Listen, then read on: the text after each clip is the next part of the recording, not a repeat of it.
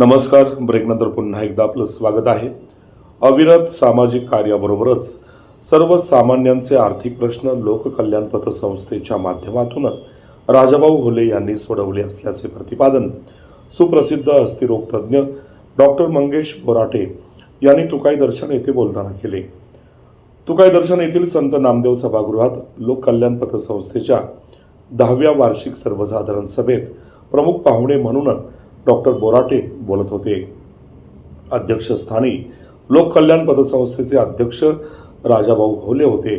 पतसंस्थेचे उपाध्यक्ष अरुण शिंदे, सचिव हरिश्चंद्र कुलकर्णी, संचालक सुभाष कदम, लक्ष्मण कोल्हे, प्राध्यापक एस टी पवार, संपत पोटे, मच्छिंद्र पिसे, छाया दरगुडे, राजश्री भुजबळ व्यासपीठावर यावेळी उपस्थित होते. डॉक्टर बोराटे यांच्या हस्ते विलास दगडे यांना 9वा लोककल्याण सहकार गौरव पुरस्कार देऊन गौरविण्यात आले. अध्यक्षस्थानावरून बोलताना राजाभाऊ होले यावेळी म्हणाले, निरपेक्ष भावनेने समाजातील विविध घटकांसाठी काम करणं हे ध्येय ठेवूनच लोककल्याण पतसंस्थेची स्थापना झाली असून त्या ध्येय धोरणानुसार संस्थेची वाटचाल सुरू आहे. 31 मार्च 2025 अखेरीस संस्थेची सभासद संख्या 2011 झाली असून आर्थिक उलाढाल 4,47,72,085 रुपये आहे.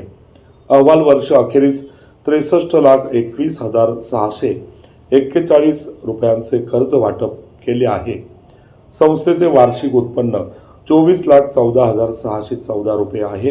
संस्थेच्या सभासदांनी 1,11,74,880 रुपयांच्या ठेवी विश्वासाने ठेवल्या आहेत.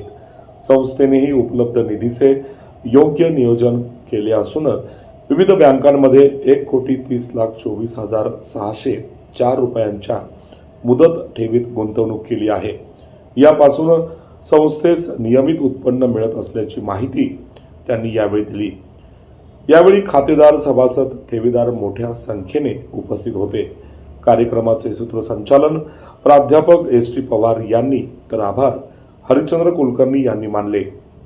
कार्यक्रम यशस्वीतेसाठी व्यवस्थापिका सीमा बागल, स्वरांजली होले यांनी परिश्रम घेतले. राष्ट्रगीताने सभेची सांगता झाली. यानंतर सर्वांनी स्नेहभोजनाचा आस्वाद घेतला. पाहूया या सभेचा हा वृत्तांत. गेल्या 10 वर्षापूर्वी ही पतसंस्था स्थापन करून लोककल्याण प्रतिष्ठानने सहकार क्षेत्रात पदार्पण केलं आहे आणि आता भाग्य सरांनी जो आलेख आपल्या समोर मांडला त्यावरून आपल्याला दिसतं की ती संस्था प्रामाणिकपणे आणि सर्व आपल्या भागातील मध्यम वर्ग, कष्टकरी यांच्यासाठी झटत आहे. 10 वर्षात आणि आजपर्यंत हळूहळू तो आर्थिक भार उचललेला आहे. आर्थिक दुर्बल दृष्ट्या घटकांसाठी तो आज जवळजवळ 4.5 कोटी वार्षिक उलाढाल या संस्थेची झालेली आहे. पुरुषांपेक्षा जास्त व्यवहार आपल्या महिलांचा या पतसंस्थेमध्ये आहे. त्या महिलांचा लोककल्याण या नावावरच विश्वास आहे आणि म्हणून ही आपली संस्था आज या स्टेजपर्यंत पोहोचलेली आहे. मी आपल्या सर्व सभासदांचे, हितचिंतकांचे, सल्लागारांचे आभार मानतो.